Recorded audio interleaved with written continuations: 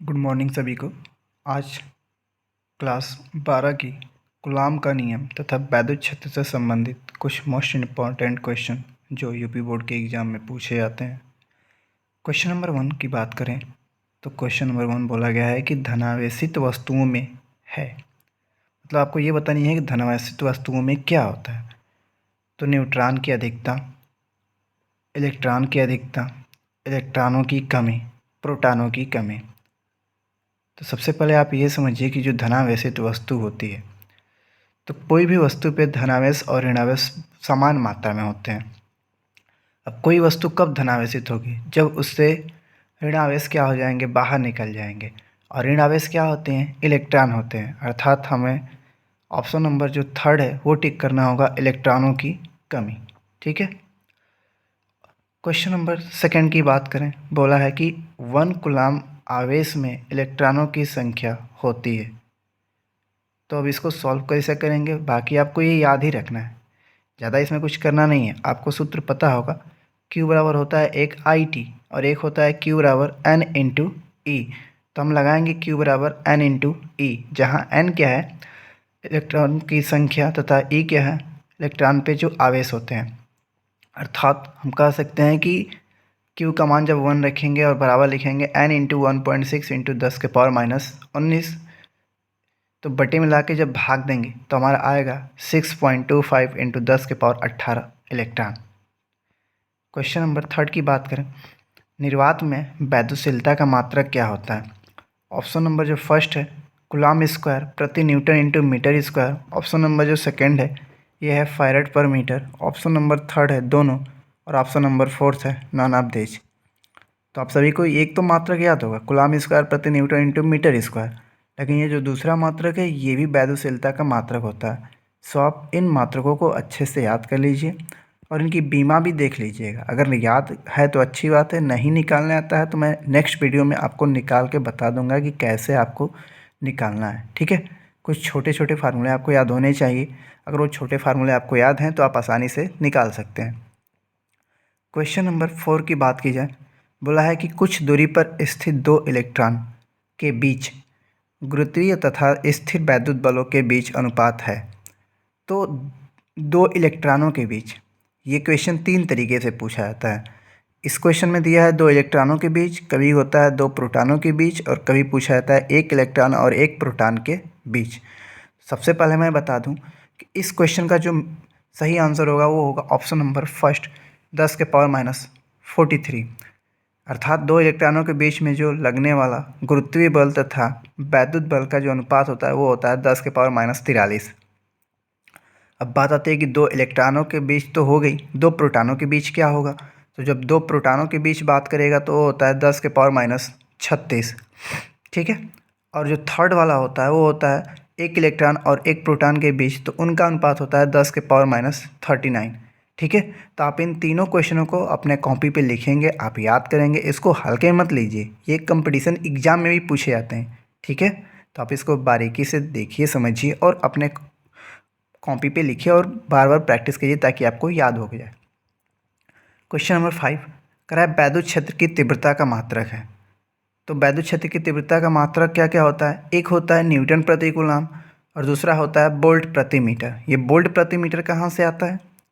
आपने विभव प्रवणता की सूत्र देखी होगी, E बराबर होता है -dV/dx या dr जो डिस्टेंस होती है। अर्थात हम कह सकते हैं कि वोल्ट प्रति मीटर या न्यूटन प्रति कूलाम दोनों मात्रक क्या हो सकते हैं, हमारे हो सकते हैं। अर्थात जो ऑप्शन नंबर थर्ड है इसका हम क्वेश्चन नंबर 5 का ऑप्शन नंबर थर्ड टिक करेंगे। नेक्स्ट क्वेश्चन, क्वेश्चन नंबर 6 कह रहा है कि एक वैद्युत क्षेत्र विक्षेपित कर सकता है। ऑप्शन है एक्स किरणों को, न्यूट्रॉन को, अल्फा कणों को, बीटा कणों को। तो आपको पता होगा कि वैद्युत क्षेत्र का मतलब क्या है, या तो धनावेशित होना चाहिए या तो ऋण आवेशित होना चाहिए। कोई तो आवेश होगा तभी तो उसको विक्षेपित करेगा। विक्षेपित करने का मतलब या तो आकर्षित करेगा या तो प्रतिकर्षित करेगा। ठीक है। एक्स किरणें वैद्युत चुम्बकीय तरंगे होती हैं, अर्थात इसमें कोई आवेश होता नहीं है। न्यूट्रॉन आप सभी को पता है कि न्यूट्रॉन पर शून्य आवेश होते हैं। अल्फा कण आप सभी को पता होगा कि हीलियम का नाभिक होता है, अर्थात हीलियम का नाभिक जब होता है तो उस पर क्या होता है, धनावेशित चार्ज होते हैं, अर्थात जो अल्फा कणों को ही विक्षेपित कर सकता है। अर्थात इसका जो ऑप्शन नंबर थर्ड है वो हमारा सही होगा। नेक्स्ट क्वेश्चन नंबर 7 की बात करें। बोला है वैद्युत क्षेत्र ई तथा पी आघूर्ण वाले द्विध्रुव पर लगने वाला बल आघूर्ण। तो आपको पता होगा कि टाउ बराबर होता है पी क्रॉस ई, ना कि पी डॉट ई, ना ही शून्य और ना ही ई डॉट पी। अर्थात जो हमारा ऑप्शन नंबर सेकेंड है वो हमारा सही होगा। अर्थात टाउ बराबर होता है पी क्रॉस ई, और इसको पूरे को एक्सप्लेन करके लिखा है तो पी ई साइन थीटा। ठीक है, तो आप इसको ध्यान से देखिएगा। ठीक है, इनके मात्रक और इनके बीमा आप कमेंट बॉक्स में कमेंट करेंगे। अगर आपको लग रहा है कि नहीं हमारी तैयारी अच्छी है तो आप पक्का, हमें उम्मीद है कि आप कमेंट करेंगे। अगर कमेंट करेंगे तो हमें समझ में आएगी कि आप कितना तैयारी कर रहे हैं और नहीं तैयारी है।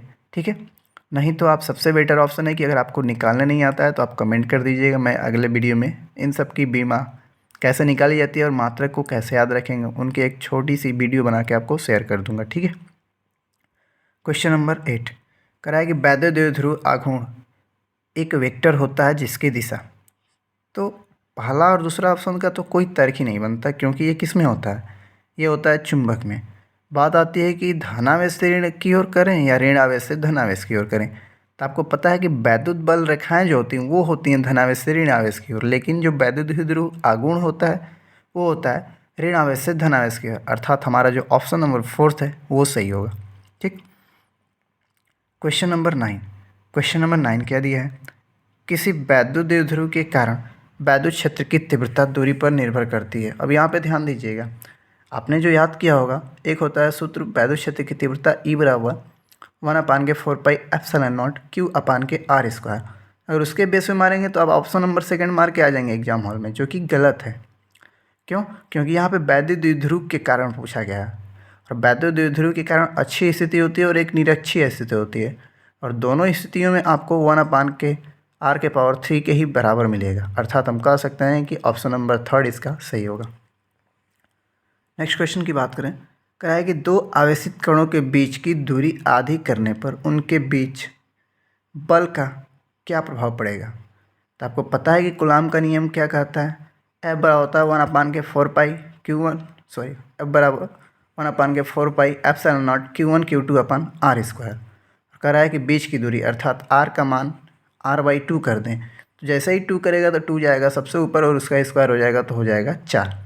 अर्थात हम कह सकते हैं कि जो नया बल आएगा वो कितने गुना हो जाएगा, 4 गुना हो जाएगा। ठीक, क्वेश्चन नंबर 11 है वैद्युत बल रेखा के अनुदिश वैद्युत विभव का मान। तो ये आपको याद करना है, ये एकदम बढ़िया क्वेश्चन है, इसका कोई तर्क नहीं है, आपको याद ही करना होगा। ठीक है, तो वैद्युत बल रेखा के अनुदिश जो विद्युत विभव का मान होता है वो क्या होता है, घटता जाता है। ठीक, नेक्स्ट क्वेश्चन, कोई आवेशित कण एक समान स्थिर वैद्युत क्षेत्र के लंबवत प्रवेश करता है तो पथ क्या होता है। देखिए, इससे 3 क्वेश्चन पूछे जाते हैं। ठीक है, मैं तीनों का एक्सप्लेन कर देता हूँ। अगर लंबवत कोई चुंबकीय क्षेत्र में नहीं वैद्युत क्षेत्र में अगर एंट्री करें तो उस स्थिति में जो पथ होता है वो होता है पैराबोलिक, यानी कि परवलयाकार।